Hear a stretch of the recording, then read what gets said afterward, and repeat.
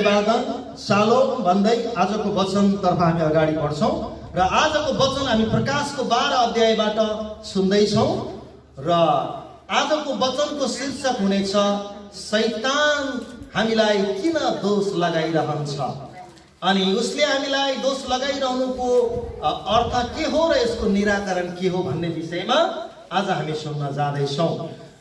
प्रकाशको पुस्तक 12 अध्यायमा एउटा घटना पाइन्छ 10 पदमा। म पढेर तपाईलाई सुनाइदिन चाहन्छु। तब मैले स्वर्गमा यसो भनिरहेको एउटा ठुलो आवाज सुने, अब हाम्रा परमेश्वरको मुक्ति, शक्ति, राज्य र उहाँको ख्रीष्टको अधिकार आएको छ, किनकि हाम्रा भाइहरूलाई दोष लगाउने जसले हाम्रा परमेश्वरको सामुन्ने तिनीहरूलाई दिनरात दोष लगाउँछ त्यो तल फ्याँकिएको छ। आमेन। हाम्रा भाइहरूलाई अथवा संसारभरिका क्रिस्चियन दाजुभाइ तथा दिदीबहिनीलाई शैतानले दिन रात दोष लगाइरहन्छ भन्ने कुरा हामीले यूहन्नाले दर्शनमा पाएका छन्। र आज शैतानले परमेश्वरको समकक्षमा पुगेर हाम्रा क्रिस्चियन दाजुभाइ दिदीबहिनीहरूको विषयमा किन दोष लगाइरहन्छ, यसको निराकरण के हो र किन दोष लगाइरहन्छ भन्ने विषयमा आज हामीले हेर्न जाँदैछौँ। हामी विश्वासीहरूको हृदयमा परमेश्वरको वचनको विरुद्धमा हामीले धेरै पटक धेरै कुराहरू गरिरहेका हुन्छौँ, जसको अन्दाज हामीलाई हुँदैन र कतिलाई त मैले यो गरेको छु र भन्ने कुराको थाहा पनि चेतना पनि हुँदैन। जस्तै उदाहरणको लागि झुट बोल्नु, लोभ गर्नु, क्रोध गर्नु, मलाई त फलानासँग बोल्ने इच्छै छैन भन्नु, म त फलानालाई हेर्ने इच्छै छैन भन्नु, म त फलानालाई क्षमा गर्नै सक्दिनँ भन्नु। यी सबै कुराहरू आज विश्वासको जीवनमा यदि भइरहेको छ, चलिरहेको छ भने यसको पछाडि कतै न कतै शैतानको प्रभावहरू छ। मानिसहरूको जीवनमा, विश्वासीहरूको जीवनमा छ। यदि यी सबै कुराहरूको एउटा लिस्ट बनाउने हो भने चाहिँ त्यो ठुलो हुन जान्छ, जसको अन्दाजा हामीलाई हुँदैन। यो सबै गर्नको लागि कतै न कतै शैतानको हात भएको हुन्छ। त्यसकारण धेरै पटक व्यभिचारको आत्मा, झुट बोल्ने आत्मा, रिस गर्ने आत्मा, लोभ गर्ने आत्मा, हैन, क्षमा नदिने आत्मा, धेरै मोबाइल चलाउने आत्मा, पनि हुन्छ। लत, यी सबै आत्माहरूले हामीलाई परमेश्वरको वचनको विरुद्धतर्फ आकर्षित गर्दै लैजान्छ। परमेश्वरको वचनको विरुद्धतर्फ हुनको निम्ति शैतानले कहीँ न कुनै कुरालाई आकर्षित गरिरहेको हुन्छ। त्यसकारण अहिले हामीले हेर्छौँ भने अहिलेको मूर्ति पूजा भनेको मोबाइल हो। मोबाइलको पछाडि इन्टरनेट छ, इन्टरनेटको पछाडि शैतान उभिएको छ। त्यसकारण अहिले मोबाइलको 10 देखि 15% भन्दा बढी काम नलाग्ने कुराहरू छ। आज मानिसहरू मोबाइलमा पोर्नोग्राफी हेरिरहेको छ, विभिन्न प्रकारका नराम्रा कुराहरूको पछाडि लागिरहेको छ, इन्टरनेटको सही सदुपयोग भएको छैन। यी सबैको पछाडि कुनै न कुनै रूपमा शैतानले मान्छेलाई प्रेरित गरिरहेको छ। शैतानले मान्छेलाई त्यो नराम्रो काम गर्नतर्फ उक्साइरहेको छ, जसलाई हामी थाहै पाउँदैनौँ। म झुट बोलिरहेको कुराहरूको म आफै झुट बोलेको हो कि मलाई झुट बोल्न प्रेरणा गरिदिएको हो? म धेरै लोभ गर्न थालेँ भने यो म आफै लोभिएको हो कि शैतानले मलाई लोभतर्फ डोराइरहेको? आज शैतानले गर्न खोजेको हो कि मैले आफै गरेको भन्ने कुराको हेक्का पनि हामीलाई हुँदैन। त्यसकारण कहीँ न कतै नराम्रो कामतर्फ डोर्याउनु शैतानको काम हुन्छ। यसकारण नराम्रो लततर्फ आकर्षित गराउने उसको काम हुन्छ। यसकारण जब हामी नराम्रो कामतर्फ अग्रसर हुन्छौँ अनि हामीले पाप गर्छौँ अनि हामीले गल्ती गर्छौँ अनि गल्ती गरिसकेपछि शैतानले परमेश्वरको समकक्षमा गएर भन्छ अनि यो दोष उसले लगाइरहन्छ। अब म तपाईलाई अय्युबको पुस्तकको 1 अध्यायतर्फ तपाईलाई ध्यान आकर्षण गराउन चाहन्छु। अय्युबको 1 अध्यायमा तपाईले हेर्नुभयो भने यहाँ अनौठो घटना तपाईले पढ्न पाउनुहुन्छ। 1 अध्यायको 6 र 7 पद एकजनाले पढिदिनुहोस्। एक दिन स्वर्गीय दूतहरू परम प्रभुको सामुन्ने उपस्थित हुँदा शैतान पनि तिनीहरूसँग आयो। परम प्रभुले शैतानलाई सोध्नुभयो, तँ कहाँबाट आइस? त्यसले भन्यो, पृथ्वीमा चारैतिर घुमफिर गर्दै आएको हुँ। ल हेर्नुहोस्, शैतान एक दिन स्वर्गीय दूतहरू परम प्रभुको सामुन्ने उपस्थित हुँदा अथवा परम प्रभु स्वर्गीयमा विराजमान हुँदा आफ्ना दूतहरूसँग बैठक बस्दा सभा बस्दा शैतान अचानक स्वर्गीय उपस्थितिमा उपस्थित भएको छ है। अनि हामी के देख्छौँ भन्दा परमेश्वरको पनि सभा बस्छ, परमेश्वरको पनि सभा बस्ने एउटा बैठक बस्छ। दानियलको 7 अध्यायको 9 र 10 पद पढ्नुभयो भने त्यहाँनिर परमेश्वरको एउटा सभा बोलाइएको छ। हो, त्यो सभामा शैतान पुगेको छ। हेरौँ त, पढिदिनुहोस् त दानियल 7 अध्यायको 9 र 10 पदमा एउटा ठुलो महासभा बसिएको छ। परमेश्वर सिंहासनमा विराजमान हुनुभएको छ। पढिदिनुहोस्। उहाँको सामुबाट आइरहेको आगोको एउटा नदी बगिरहेको थियो। हजारौं हजारले उहाँको सेवा गर्थे। 10,000 गुणा 10,000 उहाँको सामु उभिएका थिए। न्यायको निम्ति अदालतको बैठक बसेको थियो। पुस्तकहरू खोलिए यतिसम्मै। अब त्यहाँ सभा र बैठकहरू बसिएको थियो। त्यो बैठकमा सिंहासनमा विराजमान हुनुभएको परमेश्वर हुनुहुन्थ्यो भने 10,000 10 लाख त्यहाँनिर स्वर्गदूतहरूको बैठक बसेको थियो। हो, परमेश्वर र आफ्ना दूतहरू सभा बसिरहेको बेलामा अचानक शैतान स्वर्गीय सभामा उपस्थित भएको छ। र त्यहाँ पुगिसकेपछि परमेश्वरले शैतानलाई सोध्नुहुन्छ, ए शैतान त कहाँबाट आइस? उसले भन्छ, म पृथ्वीको चारै चक्कर लगाएर आएको हुँ। अब म तपाईलाई एउटा कुरा बताउन चाहन्छु के शैतान परमेश्वरको उपस्थितिमा आउन सक्छ? के शैतान परमेश्वरको सभामा बस्न सक्छ? यदि सक्छ भने परमेश्वरले उसलाई लाखौं करोडौं वर्ष पहिला स्वर्गबाट शैतानलाई तल किन पृथ्वीमा फालिदिनु भयो त? किन फालिदिनु भयो? के ऊ स्वर्गीय प्राणी थियो एकपटक, तर पनि ऊ स्वर्गमा हटाउन सकेन। परमेश्वरले उसलाई पृथ्वीमा फ्याँकिदिनु भयो, स्वर्गमा उसलाई ठाउँ भएन। अब फेरि ऊ शैतान स्वर्ग पुगेको छ। प्रकाश 12 अध्यायको 4 पदमा पढ्नुभयो भने त्यहाँनिर स्वर्गमा एउटा युद्ध भएको छ। युद्धको प्रतिनिधि माइकलले गरेका छन् र उले 1/3 स्वर्गदूत लिएर पृथ्वीमा झरेको छ। पढिदिनुहोस् एकजनाले प्रकाश 12 को 4 पद पढ्नुहोस्, 7, 8 र 9 पद पनि पढ्नुहोस् छिटो गरेर। पुच्छरले स्वर्गको 1/3 तारालाई सोरेर पृथ्वीमा फालिदियो। बालक जन्मनसाथ त्यसलाई निलिहाल्नु भने त्यो अजिङ्गर बालक जन्माउन लागेको स्त्रीको सामुन्ने खडा थियो। 7, 8, 9 पनि पढौँ। अनि स्वर्गमा लडाई भयो। मिखाएल र तिनका दूतहरूले त्यस अजिङ्गरसँग युद्ध गरे। अजिङ्गर र त्यसका दूतहरूले पनि युद्ध गरे, तर तिनीहरू हारेर तिनीहरूका निम्ति स्वर्गमा कुनै ठाउँ रहेन। स्वर्गमा ठाउँ रहेन। शैतानलाई स्वर्गमा ठाउँ रहेन। परमेश्वरले उसलाई तल फ्याँकिदिनु भयो। उसका अनुयायीहरू 1/3 स्वर्गदूत पनि उससँगै तल झरे। यहाँनिर ख्याल गर्नु, स्वर्गमा उसलाई ठाउँ रहेन।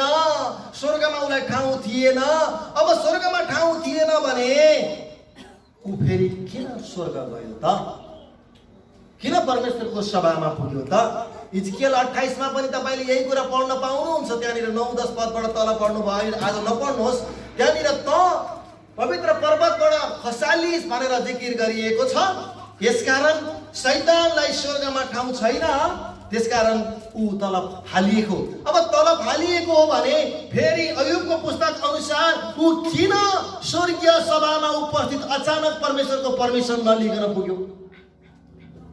धेरै मानिसहरूको यो प्रश्न हुन सक्छ। धेरै मानिस लाग्यो होला शैतान कसरी स्वर्ग जान सक्छ? यो के रहस्य हो? यो कस्तो प्रकारको कुरा हो?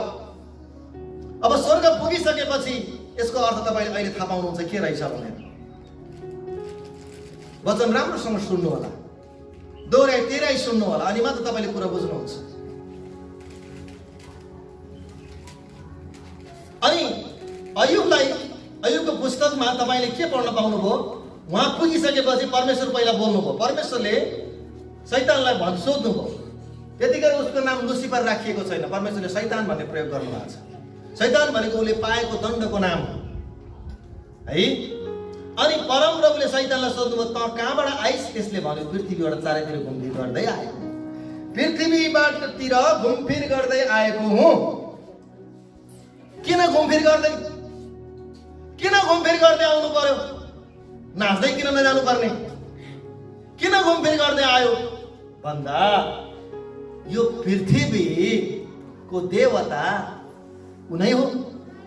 दोस्रो कोरिन्थी 4:4 पदमा यो संसारको देवता उही हो भनेर लेखिएको छ। एकजनाले पढिदिन छिट्टो गरेर, यो संसारको देवता अथवा यो संसारको देव उनै हो भनेर लेखिएको छ। दोस्रो कोरिन्थी 4:4 यीशुका विषयमा भनौँ भने ख्रीष्ट परमेश्वरको रूप हुनुहुन्छ। उहाँको महिमाको सुसमाचार तिनीहरूले नदेखुन् भनेर यस संसारको देवले अविश्वासीहरूको समझलाई अन्ध तुल्याइदिएको छ। यो संसारको देवले हो, यो संसारको देव हो। ऊ 1 सेकेन्डमा अमेरिका जान्छ, 1 सेकेन्डमा जर्मन जान्छ। हामीलाई फ्लाइटको आवश्यकता पर्छ, हामीलाई भिजाको आवश्यकता पर्छ, उसलाई केही कुराको आवश्यकता पर्दैन, किनकि उसँग सुपर नेचुरल पावर छ। ऊ पनि स्वर्गदूत हो, तर फालिएको फल्स एन्जल्स, ऊ चाहिँ झुटा अथवा परमेश्वरबाट फालिएको भए तापनि उसँग केही शक्तिहरू छन्।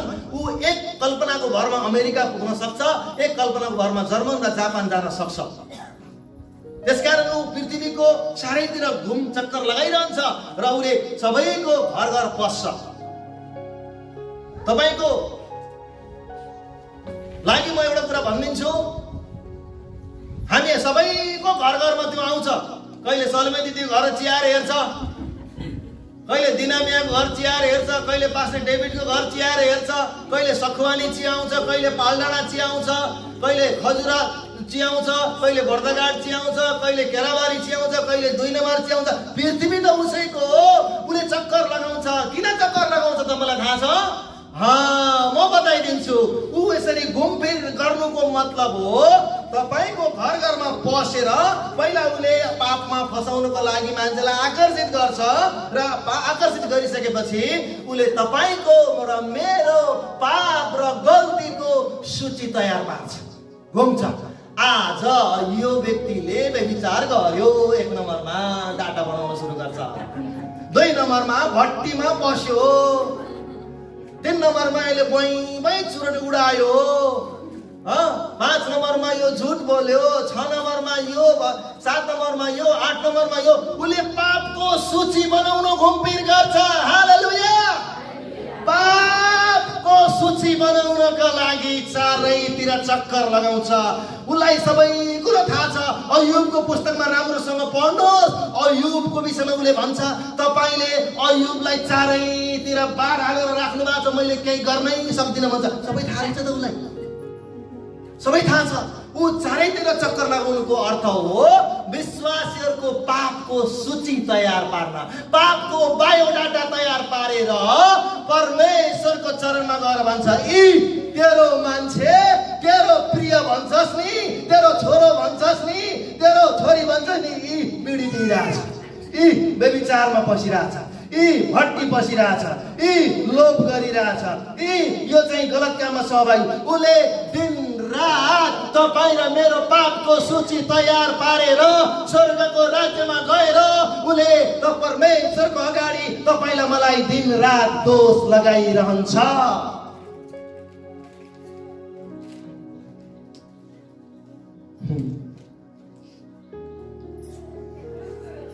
अझ यसरी भन्दा पनि उचित हुन्छ, तपाईँ र मेरा साना साना गल्ती र पापहरूका कारणले तपाईँ र म जब परमेश्वरको वचनको विरुद्धमा गएर काम गर्छौँ नि, तब शैतानलाई परमेश्वर कहाँ जाने अधिकार मिल्दछ। अझै अर्को भाषामा भनिदिन्छु, जब तपाईँले मैले गल्ती र अधर्म परमेश्वरको वचन विरुद्धका कामहरू गरेर हामी चुक्छौँ भने, जब हामी चुकिरहन्छौँ भने उसले त्यो गल्तीको पापको बायोडाटा लिएर स्वर्गमा जानको लागि सिडी तयार हुन्छ। उसले भन्छ, तपाईँले बडा मेरो छोरी भन्नुहुन्छ, तपाईँको छोरी हेर्नुहोस् त यहाँ व्यभिचारमा फस्यो, हेर्नुहोस् त यहाँ झुटो कुरा गरेको, हेर्नुहोस् त यहाँ पापमा फसेको। अनि उसले तपाईँ र मेरो गल्ती कुरालाई लिएर स्वर्ग जान्छ। र स्वर्गमा गएर तपाईँ र मलाई दिनरात दोस्याइरहन्छ। प्रकाशको 12:10 भन्न खोजेको कुरा यही हो। उसले दिनरात हाम्रा भाइहरूलाई दोस्याइरहन्छ। के कुराले दोस्याउँछ? पहिला गल्ती र पापमा फसाउँछ, त्यसपछि त्यो गल्तीको सूची लिएर जान्छ। नम्बर बाई नम्बर तपाईलाई उसले तपाईँ र मलाई चाहिँ उसले गल्ती देखाइरहेको हुन्छ। याद गर्नुहोस्। त्यसकारण जब तपाईँले मैले गल्ती र पाप गर्छ प्रिय, जब तपाईँले मैले परमेश्वरको वचनको विरुद्धमा काम गरेर चुक्छौँ नि, तपाईँले सोच्नुहुन्छ होला यो कसैलाई थाहा छैन, तर शैतानले डाटा तयार गरिहाल्छ र त्यो गल्तीको कारणले गर्दा ऊ सिंहासनमा परमेश्वरको उपस्थितिमा जान्छ र उसले भन्छ यो गल्ती तेरो छोरीले गल्ती गरिरहेछ, तैँले बडा पवित्र भन्छस्, तैँले बडा मेरो राम्रो छोरो भन्नुहुन्छ, तपाईँले मेरो राम्री छोरी भन्नुहुन्छ नि, तपाईँले मेरो छोरी ठिक छ भन्नुहुन्छ नि, मेरो छोरो ठिक छ भन्नुहुन्छ नि, यी तपाईँको छोरीको करतुत, यी तपाईँको छोराको करतुत भनेर उसले दिन रात दोस्याइरहन्छ। अथवा यसरी भन्न पनि मिल्छ, तपाईँ र मेरो गल्तीको कारणले गर्दा शैतानलाई स्वर्गमा जाने साहस मिल्दछ।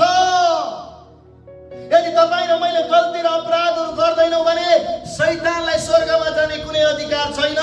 किनकि परमेश्वरले तपाईँ र मलाई औधी प्रेम गर्नुहुन्छ र तपाईँ र मलाई प्रेम गरेको कारणले गर्दा परमेश्वर कहाँ पुगेर हाम्रो उजुरी लिएर जान्छ, हाम्रो मुद्दा लिएर जान्छ, हाम्रो गलत कामको लेखा लिएर जान्छ र उसले सबै कुरा देखाउँछ। हेर्नुहोस् भनेर देखाउँछ।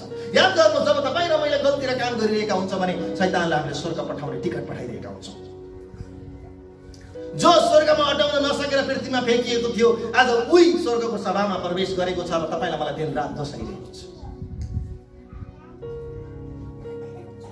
हामीले शैतानलाई स्वर्ग जाने सिद्ध बनाइरहेका हुन्छौँ धेरै पटक, जो परमेश्वरको खिलाफमा छ। परमेश्वर शैतानलाई आफ्नो उपस्थितिमा आएको चाहनुहुन्न, किनकि शैतान एकपटक परमेश्वरको बराबरी हुने कुरालाई दाबी गर्थ्यो। एकपटक परमेश्वर आफैलाई दाबी गर्यो, म उत्तरपट्टि मेरो सिंहासन बनाउने छु, पवित्र पर्वतमा म विराजमान हुनेछु भनेर परमेश्वरलाई च्यालेन्ज गरेको थियो। परमेश्वरलाई चुनौती र च्यालेन्ज दिनेलाई परमेश्वरले पृथ्वीमा फसालिदिनु भयो, स्वर्गमा उसको लागि ठाउँ थिएन। तर अब फेरि ऊ स्वर्ग जान्छ। तपाईँ र मेरो पाप र गल्तीको कारणले गर्दा उसलाई स्वर्ग जाने बाटो बनेको छ। प्रियहरू, याद गर्नु, जब हामी गल्ती काममा फस्छौँ तपाईँले उसलाई भिजा दिनुहुन्छ, मैले भिजा दिन्छु उसलाई, ऊ जान्छ लिएर। याद गर्नुहोस्, उदाहरण दिन्छु म तपाईँलाई। तपाईँ र मेरो गाउँ समाजमा एउटा कुनै भयङ्कर शत्रु छ जसलाई तपाईँले हेर्न पनि मन लाग्दैन, बोल्न पनि मन लाग्दैन, त्योसँग देखिन पनि मन लाग्दैन। त्यस्तो व्यक्तिको घरमा तपाईँ र मेरो छोराछोरीले गएर उनीहरूको केही कुरो बिराइदिए भने, केही गलत काम गरिदिएर घाटा गरिदिए भने, झगडा गरिदिएर कुनै कुराहरू बिगारिदिए भने अब तपाईँको शत्रु तपाईँको घरमा आउने बाटो बन्छ कि भन्दैन? मलाई बताउनुहोस् त। हिजोसम्म ऊ तपाईँको घर आउँदैन, उसलाई आउने बाटै छैन, बोल्ने बाटै छैन। हो, तपाईँ ठुलो मान्छे हुनुहुन्छ होला, त्यो शत्रु कमजोर छ होला, सामान्य छ होला, तर भोलि तपाईँको घरको मान्छेले केही काम गल्ती गरिदियो भने यत्रो छाती फुलाएर तपाईँको घरभित्र पस्छ कि पस्दैन? उसले आएर भन्छ तपाईँको छोराले गर्दा, तपाईँको छोरीले गर्दा आज मेरो यति सत्यानाश भयो। अनि त्यो घरको बुवाले त्यो शत्रुलाई के भन्न पर्छ? भन्नुहोस् त। निकालेर गइहाल भन्न मिल्छ? किन आइस भन्न मिल्छ? भागिहाल भन्न मिल्छ? अनि त्यो घरको मुलीले के भन्छ तपाईँलाई थाहा छ? धन्यवाद, म मेरो छोरालाई मेरो छोरीलाई म सम्झाउँछु, आइन्दादेखि मेरो छोरा र छोरीलाई मैले सम्हालेर राख्छु, आइन्दादेखि यो गल्ती दोहोरिने छैन, हामीलाई क्षमा गरिदिनुहोस्। त्यो पिता माता, त्यो घरको मुली मान्छे जति ठुलै व्यक्ति भए तापनि त्यो शत्रुको कुरा बिगारिएको कारणले गर्दा, शत्रुको कुरा खलबलाइएको कारणले, शत्रुको कुरामा बिगारी गरिदिएको कारणले गर्दा शत्रु पनि साउ भएर आउँछ र त्यो साउ जसलाई हामीले इन्कार गर्न मिल्दैन। हो, परमेश्वरको उपस्थितिमा पनि शैतान पुग्छ र उसलाई पुग्ने कारण चाहिँ तपाईँ र मेरो गल्ती र पापहरू लिएर जान्छ, अनि मात्र उसलाई त्यहाँनिर मौका मिल्छ। हो, त्यसकारण मन नपरेको व्यक्तिलाई हेर्न, सुन्न, बोल्न, आउन बाध्य हुनुहुन्छ परमेश्वर। शैतान त्यसै जाँदैन, उसले केही न केही कुरो लिएर जान्छ।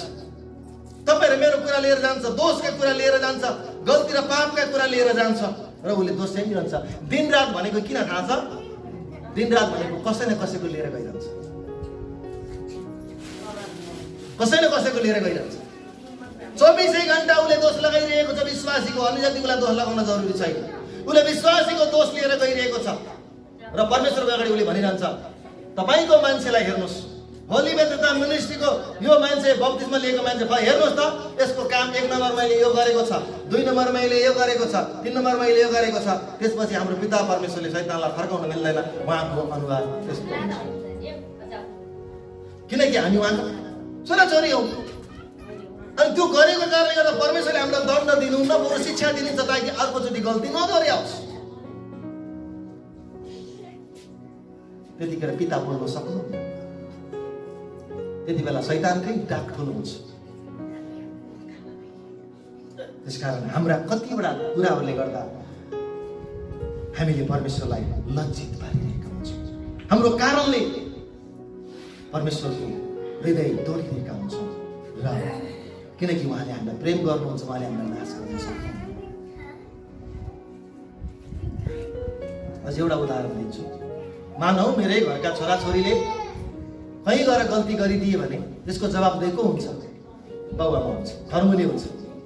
यदि मेरो छोराले कुरा बिरायो भने चौकीमा त म जानु पर्यो, जवाबदेही त म हुनु पर्यो नि, अड्डा अलग त मै जानु पर्यो, जवाबदेही त म हुनु पर्यो। अनि त्यो गरे बापत चाहिँ मैले गएर मेरो छोरालाई मैले कुट्नु पनि भएन, आफ्नै छोरो हो। परमेश्वरको सामुन्ने पनि यही हुन्छ। अब शैतानले हाम्रो नालिस बोकेर जान्छ, शैतानले हाम्रो कर्तुत बोकेर जान्छ। अब उहाँ गएर भन्छ परमेश्वर तपाईँको छोराछोरीले यो गल्ती गरे, दोष्याइरहन्छ, तर परमेश्वर मौन बस्नुहुन्छ। किनकि त्यो यसो हेर्दाखेरि त गल्ती गरेकै छ, पाप गरेकै छ, जसले गर्दा परमेश्वरको सम्मुखमा गएर उसले दिनरात दोष्याइरहेको छ। अय्युबको 1 अध्यायमा होइन, ऊ दोस्रो दिन पनि जान्छ। एकजनाले पढिदिनुहोस् अय्युब 2 को 1 पद। 1 अध्यायको 6 र 7 मा पनि ऊ आएको छ र दोस्रो अध्यायमा पनि ऊ आइपुगेको छ। हेर्नुहोस् त, पढिदिउँ 2 को 1। अर्को एक दिन स्वर्गदूतहरू परमप्रभुको सामुन्ने उपस्थित हुँदा शैतान पनि आफूलाई उहाँको अगाडि उपस्थित गराउन तिनीहरू सँगै गयो। ल हेर्नुहोस् त, आफूलाई फेरि उपस्थित गरायो, परमेश्वरको उपस्थितिमा गयो। यतिखेर किन गएको तपाईँलाई थाहा छ? उसले भन्यो, अनि उसले एउटा उखान बोलेको छ शैतान, चामको सट्टा चाम भनेर उखान बोलेको छ बाइबलमा। पहिलो दिन त तपाईले बाघ हालेर राख्नु भएको छ, उसका धन सम्बन्धी सबै लुट्नुहोस् त, अय्युबले तपाईँलाई सराप नै छ भनेको थियो। तर सम्पूर्ण कुराहरू धन सम्पत्ति लुटियो गयो, तर अय्युबले परमेश्वरलाई सरापेन। फेरि ऊ अय्युबको कुरा लिएर गयो माथि। उहाँ गएर के भन्छ? तपाईँले मान्छेले आफ्नो प्राणको लागि सबै कुरा गुमाउन तयार हुन्नन् र उसको प्राण लिनुहोस्, अनि बल्ल त्यसले तपाईँलाई सराप नै छ। फेरि अय्युबकै कुरा लिएर गयो।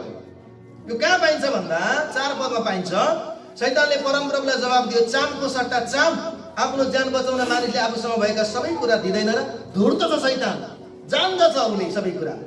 आफ्नो हात पसाएर तिनको शरीरमा चोट पुर्याउनुहोस्, अनि तिनले तपाईँको मुखकै सामुन्ने तपाईँलाई सराप नै छ। र अन्तमा अय्युबको शरीरमा यस्तो प्रकारको विपत्ति ल्यायो शैतानले, परमेश्वरले भन्नुभयो त्यसको प्राण चाहिँ नलि, अरू जे गर्न सक्छ। अनि उनको शरीरमा यस्तो खटिरा हालिदियो। के भनेको छ बाइबलले? हेर्नुहोस् है, पैतालादेखि यहाँ तलबाट, यो तलबाट लिएर माथिको टाउकोसम्म उसले कहीँ पनि कुनै भाग छोडेन कि बिमारी। तपाईँको पैतालामा एउटा काँडा गड्यो भने तपाईँ हिँड्न सक्नुहुन्छ, खोच्याएर हिँड्नुहुन्छ। तर शैतानले 7 पद पढिदिनुहोस् एकजनाले, ल 2 को 7। तब शैतान परमप्रभुको सामुन्नेबाट निस्क्यो, त्यसले अय्युबको पैतालादेखि टाउकोसम्म कष्टप्रद खटिरा उब्जाइदियो। यस्तो खटिरा उब्जाइदियो, अब अय्युबलाई साह्रो पर्यो। कस्तो भयो भने पछाडि पनि पिलो अगाडि पनि पिलो, दायाँपट्टि पनि पिलो, बायाँपट्टि पनि पिलो, पैतालामा नि पिलो, टाउकोमा नि पिलो। कोही न बस्न मिल्छ, न उठ्न मिल्छ, न हिँड्न मिल्छ, न सुत्न मिल्छ, न खान मिल्छ। उनलाई केही गरेर पनि सुख भएन। यति धेरै समस्या शैतानले उब्जाइदिए। तर पनि श्रीमतीले सरापेर मर्ने सल्लाह दिइन् र आफ्नो श्रीमतीलाई उनले मूर्ख भन्नुभएको छ। अनि अन्ततः सबै प्रकारको बिमारीहरू आए तापनि अयुबले 1 अध्यायदेखि 42 अध्यायको बिचमा अयुबले कहीँ पनि आफ्नो बोलीमा परमेश्वरलाई दोस्याएनन् र उनी कहिले पनि परमेश्वरलाई लत्याएनन्। बरु त्यहाँनिर उनका साथीहरू एलिपस, तेमानी, सोपर, नमाती हैन, यी सबै साथीहरूले चाहिँ गलत सल्लाहहरू पनि दिए। तर अयुब कहिले पनि आफ्नो बोलीमा चुकेनन् र परमेश्वरलाई सरापेनन्। हेर्नुहोस्, अयुबको सबै कुराहरू जान्दथ्यो शैतानले। आज हामी हरेकको घरको धुरीमा त्यो आउँछ, हाम्रो घरको वरिपरि आउँछ र हाम्रा गलत कामको बायोडाटा बनाउँछ, सूची बनाउँछ र परमेश्वरको चरणमा जान्छ र दिन रात तपाईलाई मलाई उसले दोस्याइरहन्छ। यदि तपाईले मैले गलत काम गरिरह्यौँ, परमेश्वरको वचनको विरुद्ध गयौँ भने हामीलाई दिन रात उसले दोस्याइरहने बाटो खोल्दछ। तर परमेश्वरले हामीलाई दण्ड दिनुहुन्न, तर बदलिने मौका चाहिँ दिनुहुन्छ शिक्षाबाट। त्यही भएर त वचन आउँछ प्रत्येक शनिबार, ताकि हाम्रा कमजोरीहरूलाई हामीले छुटाउँ। शैतानले दोस्याइरहेको कुराहरूलाई परमेश्वरले त्यो कुरालाई हटाउन् भनेर परमेश्वरले आफ्ना अगमवक्ताहरूबाट, आफ्ना टिचर र पास्टरहरूबाट, वचनहरूबाट त्यो शिक्षा दिइरहेका हुनुहुन्छ। त्यसकारण आज कतै तपाईँ र मेरो पाप र गल्ती र समस्याले गर्दा आज परमेश्वर कहाँ जाने सिँढी त बनाएका छैनौँ शैतानलाई। यदि यसो हो भने हाम्रो निम्ति गलत कुरा हो। त्यसो भए अब शैतानले तपाईलाई मलाई दिनरात दोस्याउँछ भने अब त्यसो भए अब के गर्ने? शैतानले तपाईँ र मेरो बायोडाटा लिएर जान रोक्न र दिनरात तपाईँ र मलाई दोस्याइरहनबाट हामीले कसरी उम्कने त, कसरी पार लाग्ने त? यता ध्यान दिनुहोस्, कसरी पार लगाउने त? अथवा विकल्प के हो त? शैतानले हामीलाई दिनरात दोस्याइरहन्छ स्वर्गमा गएर हाम्रो पापको कारणले, हाम्रो गल्तीको कारणले। त्यसो भए अब विकल्प के छ त? म तपाईँलाई 6 वटा कारण दिन्छु। यो 6 वटा कारण तपाईँले लिनुभयो भने तपाईँ शैतानको कापीमा, शैतानको डायरीमा तपाईको नाम उसले लेख्ने छैन। तपाईका करतुत र मेरा करतुतलाई उसले लेख्ने छैन र तपाईँ र मेरा करतुतहरूलाई लिएर परमेश्वरको सम्मुखमा उसलाई जाने मौका मिल्नेछ। आज परमेश्वर मौन बस्नु भएको छ। शैतानलाई परमेश्वरले तल फ्याँकिदिनु भयो, माथि हटाउन सकेन भनेर अघि भर्खर हामीले हेर्यौँ, प्रकाश 12, 7, 8, 9 मा हेर्यौँ, स्वर्गमा शैतानको लागि ठाउँ रहेन।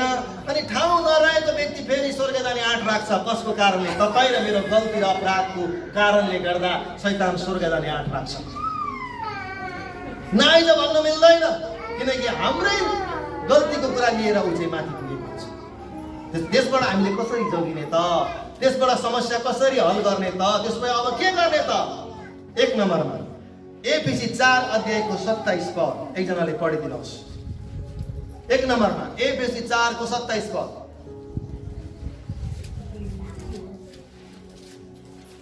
छिटो पढौँ है। एफिसी 4:27। दियाबलसलाई मौका नदेऊ। दियाबलसलाई मौकै नदेऊ, मौकै नदेऊ। कहिले पनि नाम लेख्ने मौकै नदेऊ। हाम्रो गल्ती कामको करतुतको सूची बनाउनै नदेऊ, मौकै नदेऊ शैतानलाई। सबैभन्दा पहिलो कुरा, तपाईँ बोल्ने बेलामा पनि विचार गरेर बोल्नुहोस्, व्यवहार गर्ने बेला नि विचार गरेर गर्नुहोस्, उसलाई मौकै नदिनुहोस्। तपाईँको धेरै बोल्ने बानी छ भने बोल्ने बानीमा कन्ट्रोल गर्नुहोस्, धेरै खाने बानी छ भने खानेकुरामा कन्ट्रोल गर्नुहोस्, गलत सङ्गतमा जाने बानी छ भने गलत सङ्गत जानबाट रोक्नुहोस्। तपाईँले शैतानलाई मौका नदिनुहोस्, मौका नै नदिनुहोस्। त्यसकारण मैले 1 नम्बरमा शैतानलाई मौका नदिनु भनेर बनाएको छु। 2 नम्बर पढिदिनुहोस्, पहिलो पत्रुसको पुस्तक 5 अध्यायको 8 पद। याकुब पछि पाइन्छ, ध्यान दिएर सुन्नुहोस्। पहिलो पत्रुस 5:8। सचेत रहो, जागा रहो। तिमीहरूको शत्रु दियाबलस कसलाई भेटाउ र खाइहालु भनी गर्जने सिंह झैं खोजी भेट्छ। हो, मैले 2 नम्बरमा सचेत र जागा रहनु पर्छ। फेरि जागा रहनु भनेको अहिले भने जस्तो होइन, अनि त बस्नु, सचेत हुने। अब हिँड्ने कुरामा नि सचेत हुने, बोल्ने कुरामा नि सचेत हुने, खाने कुरामा नि सचेत हुने, व्यवहार गर्ने कुरामा सचेत हुने, जहाँ जहाँ तपाईँ फस्ने सम्भावना छ त्यहाँ त्यहाँ तपाईँ सचेत हुने, जागा हुने। शैतान त खान खोज्छ हामीलाई, फसाउन खोज्छ हामीलाई, तर हामी हर हमेशा 24 घण्टा हामी सचेत र जागा हुनुपर्छ। यदि सचेत र जागा भयो भने हामीले गल्ती गर्दैनौँ, गल्ती गरेनौँ भने हाम्रो बायोडाटा बन्दैन, बायोडाटा बन्यो भने स्वर्ग जान पाउँदैन, स्वर्ग गएन भने हामीलाई दोस्याउन पाउँदैन। सचेत र जागा रह। प्रभुको दोस्रो आगमनमा पनि हामीलाई सचेत र जागा रह भन्ने कुरा बढी पाइएको छ। त्यसकारण यो सचेत र जागा रहनु भनेको विश्वासी जीवनको बडो महत्त्वपूर्ण कुरा हो। त्यसकारण हामी दोस्रोमा सचेत र जागा रहनुपर्छ। तपाईँ केमा फस्ने सम्भावना बढी छ?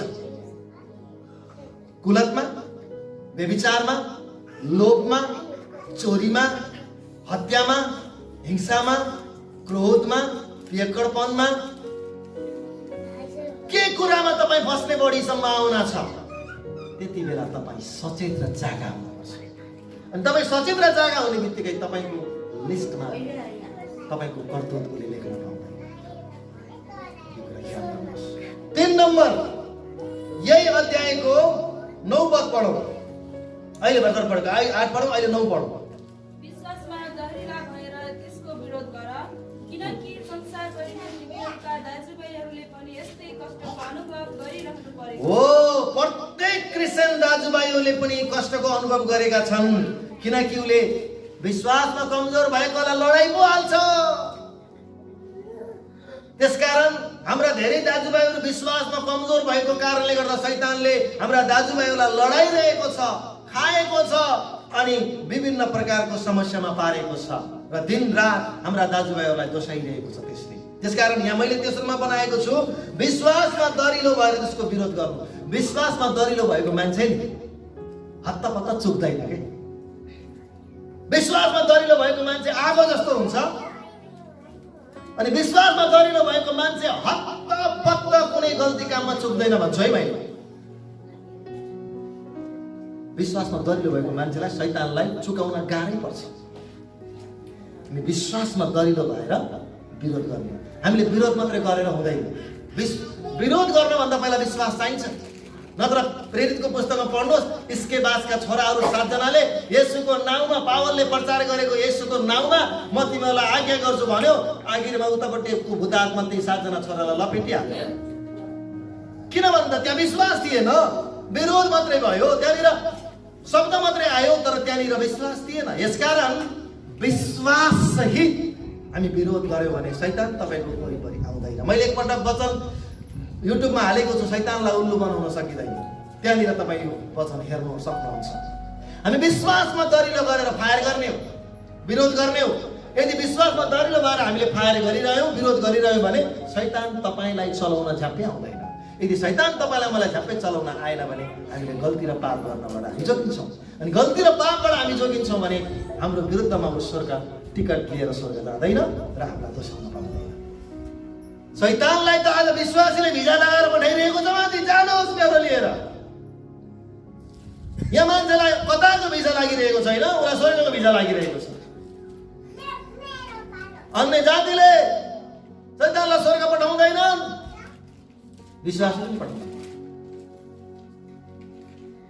जब तपाईँ हत्या गर्नुहुन्छ, 1 नम्बरमा उसले ठ्याक्क 1 नम्बरमा फलानाले हत्या गर्यो स्याट जान्छ सब। परमेश्वर छाती ठुलै बनाएर जान्छ नि मेरो बात। तपाईँले बडा मेरो मेरो मेरो बडा पवित्र पवित्र, बडा राम्रो राम्रो, बडा अभिषेक अभिषेक अभिषेक भनेर हेर्नुहोस् हत्या गर्यो, दोष लगाइहाल्छ, भिजा लगाइहाल्यो। यता व्यभिचार उता भिजा, यता लोभ उता भिजा, यता घमण्ड उता भिजा, यता पाप उता भिजा। दिनरात दोस्याउनको निम्ति हामी आफै नै जिम्मेवार छौँ प्रियहरू। हामी यो कुराबाट बाहिर आउनुपर्छ अनि मात्र हामीले शैतानलाई मौका दिँदैन। यसकारण विश्वासमा दरिलो भएर हामीले त्यसलाई के गर्नुपर्छ?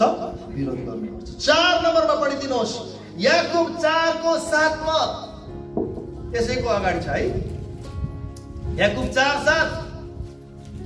यसकारण आफैलाई परमेश्वरको अधीनमा राख, क्रिया बलसको विरोध गरेर त्यो तिमीहरूबाट भाग्नेछ। अब यहाँ हेर्नुहोस् है, मैले यसलाई के भनेको छु भन्दा परमेश्वरको अधीनमा रहनुपर्छ भने आज धेरै विश्वासीहरू आदि परमेश्वरको अधीनमा छन्, 50%, 50% संसारमा अधीनतामा छन्। पुरै टोटल्ली परमेश्वरको अधीनमा हुने कुरा गर्छ वचनले। वचनले परमेश्वरको अधीनमा आऊ, परमेश्वरको छत्र छायामा आऊ, परमेश्वरको उपस्थितिमा आऊ, परमेश्वरको छायामुनि आऊ। यदि जो कोही विश्वासी पनि परमेश्वरको अधीनमा बस्छ भने त्यसलाई शैतानले चलाउने कुरा गाह्रै पर्छ। तपाईँ र मेरो घरका छोराछोरीहरू घरको मूल्य मान्छेको अनुशासनमा बसेको छ भने उसले गल्ती गर्ने सम्भावना कम हुन्छ। यदि हाम्रा छोराछोरी अनुशासित छैनन् भने गल्ती गर्ने प्रबल सम्भावना हुन्छ। त्यस्तै हामी परमेश्वरको अधीनमा आउनुपर्छ। भजन सङ्ग्रह 91 अध्यायको 1 पदमा के लेखिएको छ? धन्य हो त्यो मान्छे जो परम प्रधानको छायामुनि रहन्छ, परमेश्वरको अधीनमा रहन्छ। त्यो परमेश्वरको अधीनमा रहने व्यक्तिको जीवनमा के घटना घट्छ तपाईँलाई थाहा छ?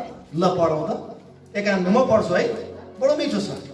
91 जो परम प्रधानको शरणमा बास गर्दछ त्यो मानिस सर्वशक्तिमानको छत्र छायामुनि रहन्छ।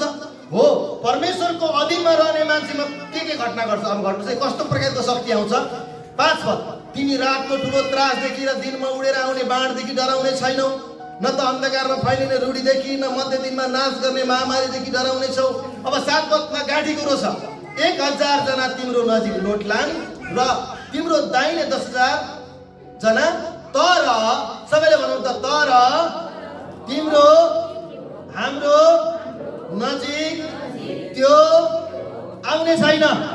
सबैले भन आमेन। हो, जो परमेश्वरको अधीनमा बस्छ नि त्यसको नजिकमा 1000 जना लोड्छन्, दाहिने तर्फ 10,000 जना लोड्छन्, तर त्यो तिम्रो नजिकमा आउने छैन। परमेश्वरको अधीनमा बस्ने मान्छेको अगाडि शैतान आउन सक्दैन। यदि शैतान आएन भने पाप हुँदैन, पाप भएन भने हाम्रो सूची तयार हुन्न, सूची तयार हो भने स्वर्गको भिजा लाग्दैन, स्वर्गको भिजा लागेन भने हाम्रो दोष उसले गर्न पाउँदैन। That is clear.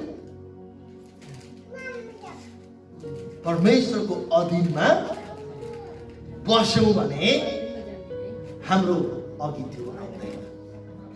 तर आज समस्या के छ? 50% परमेश्वरको भनिरहेछ, 50% संसारको भनिरहेको छ। संसारसँग नि भयङ्कर ठुलो घनिष्ठता छ, परमेश्वरसँग नि ठुलो घनिष्ठता छ। अनि त्यो परमेश्वरको अधीनता भयो। परमेश्वरको अधीनता भनेको एउटा रुख मुनि छाहारी लिए जस्तै हो। जहाँ जहाँ छाहारी हुन्छ गर्मी मौसममा त्यही मान्छे सुत्छ बस्छ, जहाँ घामले पोल्छ त्यहाँनिर मान्छे बस्दैन। हो, त्यसको जति भित्र छाहारी भित्र बसेको छ नि, हो त्यस्तै हामी टोटल्ली आधी घाममा कुकुरले गर्छ त्यस्तो त। एकैछिन घाममा बस्छ, च्वात्तै पोल्छ, फेरि उत्तिखेर चिसोमा जान्छ, चिसोमा फेरि उत्तिखेर जाडो हुन्छ, फेरि घाममा आउँछ। हो, यो कुकुरको रूप चाहिँ हामीले धारण गर्नु हुँदैन। यो घामतिरको हो कि यो तातोतिरको हो कि चिसोतिरको थाहै हुँदैन। अनि उसले अन्त भन्छ म तातोतिर पनि हो, म चिसोतिर पनि हो। हो, यो तातोतिर पनि चिसोतिर पनि हुने मान्छे परमेश्वरको अधीनमा बस्ने मान्छे होइन। कि त चिसैतिर बस्नु पर्यो कि त तातैतिर बस्नु पर्यो। हाम्रो परमेश्वर आगो हुनुहुन्छ, हामी परमेश्वरको उपस्थितिमा बस्नु पर्यो, परमेश्वरको अधीनतामा बस्नु पर्यो टोटल्ली। अनि मात्रै हामीले विरोध गर्यो भने भाग्छ। कतिपटक तपाईँले भन्नुहुन्छ नि तपाईँले दुखेको कुरा भाग्दैन, शैतान भाग्दैन। पहिला परमेश्वरको अधीनतामा त आउनुहोस्, परमेश्वरको छायामुनि त आउनुहोस्। वचनले भन्छ 1000 जना तेरो देब्रेपट्टि लड्छ, 10,000 जना दाहिने हातपट्टि, तर त्यो भनेको को? सबैले भन्छ शैतान। खुसी हुनु पर्दैन तेरो नाम लिएछ भनेर। उता भने भाइ, उता भने खुसी हुनु पर्दैन। सब लोड्छस् त आउन सक्दैनस् भनेर मात्रै हामीले भने हो। त्यसकारण परमेश्वरको अधीनमा हामी रहनुपर्छ। 5 नम्बर, मत्ती 26:41 गेतसमनीको बगैँचामा घटेको घटना। ल पढिदिनुहोस्, मत्ती 26:41। जसले छिटो पढ्छ त्यसलाई प्रभुले आशिष दिनुहुन्छ, फेरि अरूलाई नदिने भनेको चाहिँ होइन। प्रार्थना गर। परीक्षामा नपर। नपर। आत्मा त साथै हो, मैले परीक्षामा नपर्न प्रार्थना गर्नुपर्छ भन्ने मैले अर्थ लगाएको छु। के भन्छ वचनले? जागा रह, प्रार्थना गर। किन प्रार्थना गर भन्दा परीक्षामा नपर्न। आज विश्वासीले एकदम कम प्रार्थना गर्छ, मोबाइलमा धेरै हेर्छ। प्रार्थना 1 सेकेन्डको 5 सेकेन्डको हुन्छ, एउटा युट्युबमा भिडियो 3 घण्टाको हुन्छ। साउथ इन्डियाको फिल्म उसले कपी खाइसक्यो। प्रार्थना गर्नु पर्यो भने लामो सास गर्छ। धन्यवाद प्रभु, तपाईँलाई आजको दिन दिनुभयो, धन्यवाद। म पुगेर आएँ, तपाईँले सुरक्षित दिनुभयो, धन्यवाद। येशूको नाममा आमेन। सिन्थ्यो प्रार्थना। अब टेलिसिरियल हेर्नु भने कुमकुम भाग्य र कुण्डलिनी पुरै ल्याइदिन्छ। हेर हाँसेको तँ पनि दोहोऱ्याइ त्यही हेरिदिन्छ। मैले त भनेको यो कुण्डलिनी कुमकुम पनि बलिदिएर बनाएको, यो धेरै नहेर्नुहोस्। मैले पहिला कहिले कहिले यिनीहरू हेर्न टिभीमा देखाउनु गर्थेँ, अनि मैले सुने यो कुण्डलिनी र कुमकुम भाग्य जस्तो यस्तो ठुल्ठुलो टेलिसिरियल जस्तो कुराहरू चाहिँ बलि दिएर मोहित गराएर बल्ल बनाउँछ। त्यही भएर घुमा एउटा मान्छे 10 चोटि मर्छ। त्यो कथा हो। आज मर्छ, फेरि भोलि जिलाइदिन्छ। बडो घुमाइ गर्छ। यस्तो घुमाउने कुरा धेरै हेर्नुहुन्न, हेर्ने हो भने वचन हेर्नुपर्छ। आमेन। खालि कुण्डलिनी। हाम्रो जीवनको कुण्डलिनी के भएको थाहा छैन, टिभीको कुण्डलिनी मात्रै हेरिरहेको छ। हाम्रो कुण्डलिनी प्रभुको हातमा छ। यदि तिमीले टिभी नै खोल्छौ, मेरो मतलब सोध्नुहोस्, गुरुआमालाई सोध्नुहोस्। मैले यदि मोबाइलै हेरेँ भने पनि म्याक्सिमम 90% मैले वचनको कुराहरू खोजेको कुरा हेरिरहेको छु। फजुलका कुराहरू मैले हेरिरहेको हुँदिनँ। तिम्रो मोबाइलबाट पनि त आराधना हुनुपर्छ नि। त्यसकारण हामीले प्रार्थना गर्नुपर्छ परीक्षामा नपर्नको लागि। तपाईँले यसरी प्रार्थना गर्नुभयो, हे प्रभु आज म दिनभरि उहाँ जाँदैछु, यो काम गर्दैछु, प्रभु म त्यहाँ बोल्नु पर्ने हुन्छ, मैले त्यहाँ केही गल्ती पो गरी पठाउँछु कि प्रभु मलाई त्यो परीक्षामा पर्नबाट पापमा पर्नबाट मलाई बचाउनुहोस्। हामीले प्रार्थना गर्नुपर्छ। प्रभुले गेतसेमनीको बगैँचामा यसरी प्रार्थना गर्नुभयो, पिता जुन कचौरा तपाईँले मलाई पिउन दिनुभएको छ, हुन सक्छ भने यो कचौरा, यो मृत्युको कचौरा मबाट हटाइदिनुहोस्, तर पनि मेरो इच्छा होइन, तपाईँको इच्छा पुरा होस्। त्यो कचौरा मृत्युको कचौरा थियो। प्रार्थना गर्नुभयो, तर परमेश्वरले त्यो प्रार्थना सुन्नु भएन। किन भन्दा सारा मानिसहरूको उद्धारको निम्ति यसो मर्नै कल्ला थियो। परीक्षामा नपर्नको लागि प्रभुले प्रार्थना गर्नुभयो। हामी पनि शैतानको परीक्षामा पर्नभन्दा अगाडि हामी प्रार्थना गरेको हुनुपर्छ। तपाईँ कहाँ जाँदै हुनुहुन्छ, पहिला प्रभुलाई त भन्नुहोस्, प्रभु म त्यहाँ जाँदैछु, बजार जाँदैछु, प्रभु म बुटोल जाँदैछु। कतिजनाले भन्नुहुन्छ बुटोल जाने बेला? धेरैले भन्नुहुन्न। पहिला गाडीमा हुनुहुन्छ नि गल्लो कुरो हुन्छ। बिहानै हाम्रो प्लान जस्तो भोलिको लागि प्लान त बेलुकै बनेको हुन्छ नि त, अचानक त हुँदैन। मेरो त अनि मेरो भोलि बिहान कहाँ जाने हो मैले डायरीमा लेखेको हुन्छु। अनि त्यसपछि मैले बिहानै भन्छु, प्रभु म आज यहाँबाट यहाँ जाँदैछु, त्यहाँ के गर्नुपर्ने, त्यहाँ के बोल्नु पर्ने, त्यहाँ कसरी प्रस्तुत हुनुपर्ने हो, मलाई ठिक बेलामा ठिक बुद्धि, ठिक ज्ञान, ठिक दिनुहोस् भनेर भन्छु, ताकि हामी परीक्षामा नपरौँ। परीक्षामा नपर्नको निम्ति तपाईँले मैले प्रार्थना गर्नुपर्छ। 6औं नम्बर, पहिलो यूहन्ना 2 अध्यायको 12 देखि 14, यो अन्तिम हो। पहिलो यूहन्ना सुसमाचार यूहन्ना होइन, यो पत्रुस, दोस्रो पत्रुसको पछाडि तपाईँले पाउनुहुन्छ। लैजनाले पढिदिनुहोस्, बडो मिठो छ। बच्चा, वृद्ध, जवान, युवक सबैलाई समेटिया छ। पहिलो यूहन्ना 2 को 12 देखि 14। बालकहरू लेखिरहेछु, किनभने उहाँका नाउँको खातिर तिमीहरूका पाप क्षमा भएको छ। अब पिताहरू म तिमीहरूलाई लेखिरहेछु, किनभने सुरुदेखि नै हुनुहुनेलाई चिनेका छौ। अब युवकहरू म तिमीहरूलाई लेखिरहेछु, किनभने तिमीहरूको देश दुष्टतालाई जितेका छौ। अब केटाकेटी, मेरा साना केटाकेटीहरू म तिमीहरूलाई लेखिरहेछु, किनभने तिमीहरूले पिताहरू म तिमीहरूलाई लेखिरहेछु, किनभने सुरुदेखि नै हुनुहुनेलाई तिमीहरू चिन्दछौ। युवकहरू म तिमीहरूलाई लेखिरहेछु, किनभने तिमीहरू बलिया छौ र परमेश्वरको वचन तिमीहरूमा रहन्छ र तिमीहरूले देश दुष्टलाई जितेका छौ। सबैले भन्नुहोस् आमेन। परमेश्वरको वचन हामीमा हुनुपर्छ। 6औं नम्बर, परमेश्वरको वचन हामीमा भएन भने हामी परीक्षामा पर्ने प्रबल सम्भावना हुन्छ। यदि तपाईको हृदयमा वचन छैन तपाईमा मलाई लाग्छ तपाईमा लोभ जाग्यो। तपाईले एउटा मोबाइल भेट्टाउनु भयो भनौँ न, आइफोन भेट्टाउनु भयो, मोबाइल पनि नभनौँ, आइफोन भेट्टाउनु भयो। अब त्यहाँनिर तपाईँको मनमा के जाग्छ तपाईँलाई थाहा छ? यो आइफोन त मैले त घरै राख्न पाएँ त। अब त्यहाँ के जाग्यो? लोभ जाग्यो। अब लोभ जाग्दाखेरि भित्रबाट के जाग्नुपर्छ? वचन जाग्नुपर्छ। वचन नभनिएको छ 10 आज्ञामा एक आज्ञा लोभ नगर्नु भनेको छ। तिमीहरूको छिमेकीको, श्रीमतीको, गोरु गधा गाई वस्तु सबैको घर जग्गा जमिनको लालच नगर्नु भनेको छ। है, यो तपाईँले दिनुपर्छ। वचन हृदयमा हुनु पर्यो कि परेन? शैतानको परीक्षाबाट बच्ने हो भने, हामी दोषबाट बच्ने हो भने परमेश्वरको वचन हामीमा प्रशस्त गरी बस्नुपर्छ। परमेश्वरको वचनले नै हामीलाई पापबाट जोगाउँछ। भजन सङ्ग्रह 119 को 10 पदमा लेखिएको छ। के लेखिएको छ?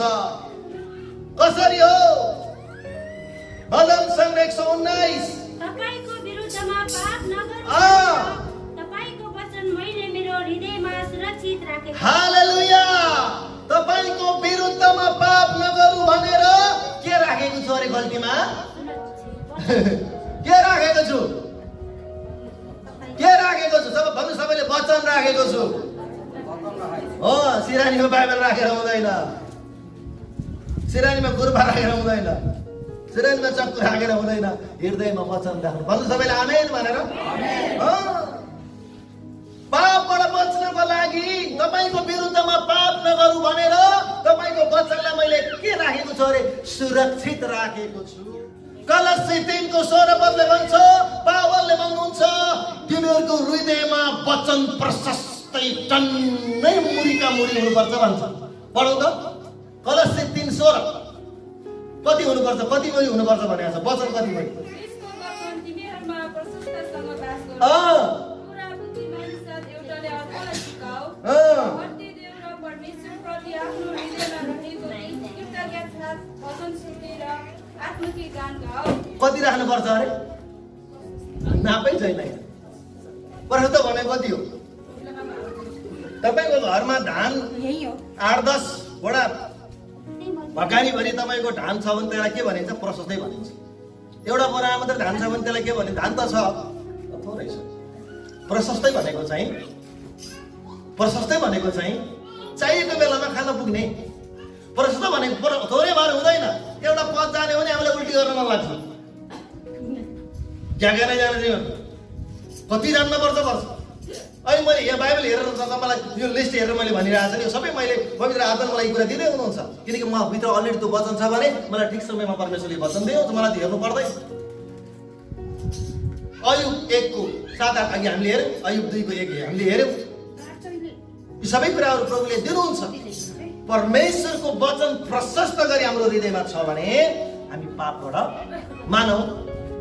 एउटा व्यक्ति व्यभिचारप्रति मोहित भयो भने, ओहो, पहिलो कोरिन्थी 7 अध्यायमा त व्यभिचारसँग एक हुने मान्छे त शरीरमा पनि एक हुन्छ। तिमीहरूको शरीर पवित्र आत्मा मन्दिर हो भन्छ। हो, परमेश्वरको मन्दिरलाई व्यभिचारी तुल्याउनुहुन्न। वचन भित्र छ भने वचनले भित्रबाट हान्छ नि त, भित्रबाट बोल्छ नि त वचन। लोभ नगर्नु, झुट नबोल्नु, चोरी नगर्नु। यदि त्यो वचन हामीमा छैन भने कसरी पेश गर्ने? अब म तपाईँलाई अन्त्यतिर लैजान्छु। येशू प्रभुलाई शैतानले परीक्षा गर्यो।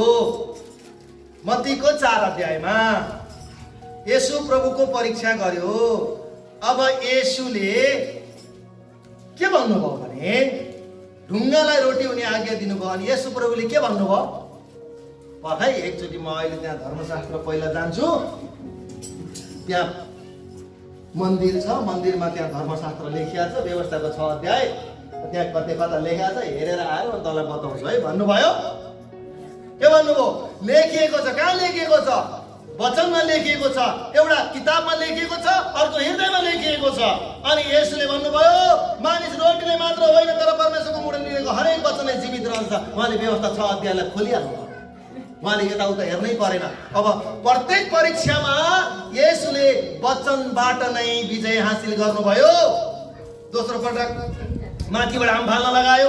त्यसपछि येशूले भन्नुभयो व्यवस्थाको पुस्तकबाट त्यहाँ लेखिएको छ, तैँले परमप्रभु परमेश्वर बाहेक अरूको परीक्षा नगर्नु।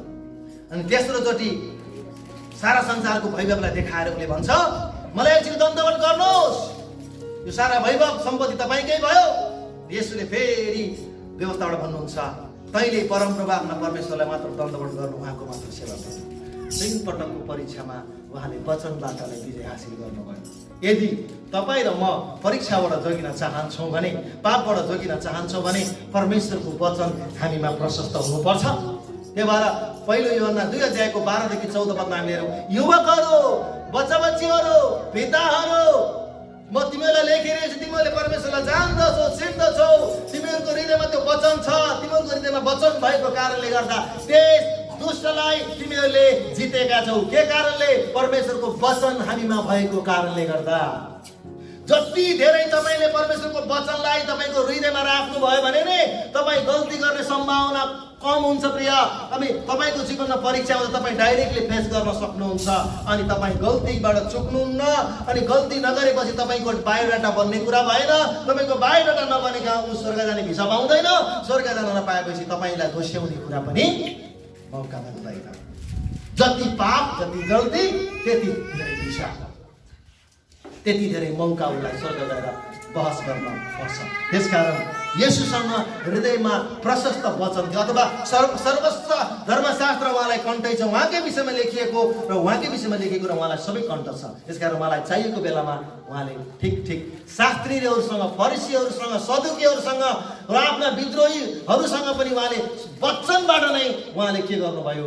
लडाइँ जित्नुभयो। कहिले पनि उहाँ चुक्नु भएन, तर सबै ठाउँमा उहाँसँग बोल्न सक्दैनथे। किन भन्दा उहाँ त एकपटक त येशू प्रभु मन्दिरमै बस्नुभयो सानो उमेरमा। आमा बाबुले 3 दिनको बाटो खोज्दै यरुशलेममा पुगे। यरुशलेममा पुगेपछि येशूलाई भने तिमी कहाँ बिछुडेको हामीसँग, किन छुटेको भन्दा येशूले के जवाब दिनुभयो? वचनबाट दिनुभयो, के म पिताको घरमा हुनुपर्छ भनेर धर्मशास्त्रले भन्दैन? येशू प्रभु स्वयं वचन हुनुहुन्छ। उहाँले वचनबाट सबै, अनि बाउ आमाले बोल्नै सकेन। किन भन्दा यदि तपाईँ गल्ती र पापबाट जोगिन चाहनुहुन्छ भने परमेश्वरको वचन हामीमा प्रशस्त गरी बस्नुपर्छ। यदि तपाईँसँग प्रशस्त वचन छ भने म दाबीका साथ भन्छु, शैतान माने मैले, तपाईँको हृदयमा आएर शैतान बसेको छ। तपाईँलाई शैतान भगाउन पनि पाउनु भएको छैन, पास्टर पनि पाउनु भएन, कोही अगमवक्ता पनि पाउनु भएन। तर तपाईँको हृदयमा प्रशस्त वचन छ भने तपाईँले प्रार्थना मात्रै गर्नुभयो भने शैतान त्यहाँ बस्ने वातावरण बस्दैन। कुन चाहिँ मूर्ख छ खुर्सानीको गोदामभित्र बसेर चाहिँ चुनौती दिने मलाई हाच्छी आउँदैन भनेर? हजुर, कुन चाहिँ मान्छे छ म खुर्सानीको भित्र बसेर मलाई हाच्छी नगरिकन बस्छु 1 घन्टा भन्न सक्छ कोही? हो, खुर्सानीको गोदाममा मान्छेलाई बस्न गाह्रो हुन्छ, वचन भएको ठाउँमा शैतानलाई बस्न गाह्रो हुन्छ। भन्नुहोस् हालेलुया। जानेको छैन एउटा पद, अहिले बोलेको वचन उनी बाटामा फुट्यो, सिद्धियो। त्यहाँबाट बेलुका यही दुख्यो, यता बोल्छ्यो, उता बोल्छ्यो, वचनै छैन त बन्छ त यार। हुनु पर्यो नि वचन त। परमेश्वरको अधीनमा बस, दियाबलसको विरोध गर तो तिमीहरूबाट भाग्नेछ। याकुब 4:7 लेखिएको छ। पहिले यूहन्ना 4:4 तिमीहरूभित्र जो हुनुहुन्छ संसारमा हुने भन्दा महान हुनुहुन्छ भनेर लेखिएको छ। पहिलो पत्रुसको 5 अध्यायको 8 पदमा सचेत रह, जागा रह, तिमीहरूको कसैको दियाबल कसलाई भेट्टाएर गर्दै खाइहाल्ने भनेर खोजेर हिँड्छ, विश्वासमा दरिलो भएर प्रार्थना गर भनिएको छ। वचन भएको लड्ने हो त। रित्तो बन्दुक पड्किन्न हो गाउँले हो। रित्तो बन्दुक पड्काएर हुन्छ त्यसै ट्यागर दबिन्छ निस्के, तर गोली निस्कन्छ।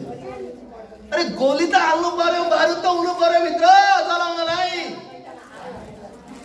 त्यसकारण हामीमा प्रशस्त गरी वचन बस्यो भने म विश्वास गर्छु मैले प्रार्थना पनि त्यसलाई गर्न पर्दैन के। किन भन्दा शैतान त्यो भित्र बस्नलाई वातावरण बन्दैन। कुनै पनि हालतमा वातावरण बन्दैन म लेखिदिन्छु। यता पनि वचन, उता पनि वचन, उब्रे पनि वचन, जताततै वचनै वचन अपलोड गरेको मेमोरीमा अरू कुरा आएर बस्दैन।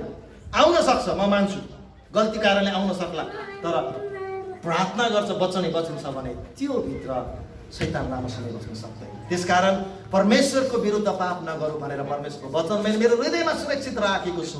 तपाईँको भकारी कत्रो छ मलाई थाहा छैन, तर तपाईँको हृदयको भकारीमा परमेश्वरको बुलेट, परमेश्वरको वचन प्रशस्त भयो भने शैतानसँग तपाईँलाई लड्न सजिलो हुन्छ र तपाईलाई दिनरात दोस्याउनमा, हामीलाई दिनरात शैतानलाई दोस्याउनमा परमेश्वर जिम्मेवार हुनुहुन्न, तपाईँ र म आफै नै जिम्मेवार हो। किनकि हाम्रो कारणले गर्दा नै, हाम्रै आफ्नै गल्ती र पापको कारणले गर्दा नै शैतानले स्वर्गमा गएर हामीलाई दिनरात दोस्याउँछ र हामीलाई परमेश्वरको अगाडि लज्जित तुल्याउँछ, परमेश्वरलाई लज्जित तुल्याउँछ।